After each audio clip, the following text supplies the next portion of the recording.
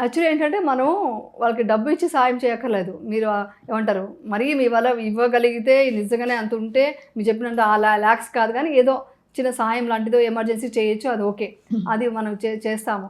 But వాళ్ళు ఎలాంటి ఉద్దేశంతో వచ్చారు ఏంటనేది మనం అర్థం చేసుకోవాలి ఫస్ట్ పాయింట్.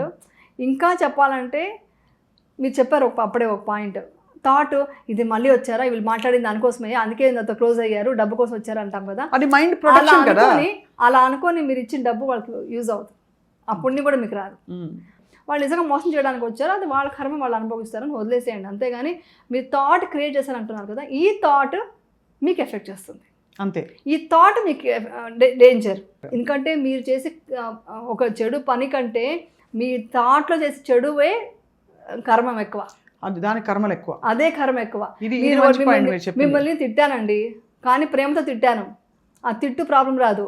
నేను కనుక లోపల నెగిటివ్ పెట్టుకొని మనసులో థాట్ పెట్టుకొని తిట్టాను అనుకోండి, ఆ థాట్ వల్ల వచ్చే కర్మ ఎక్కువ ఉంటుంది.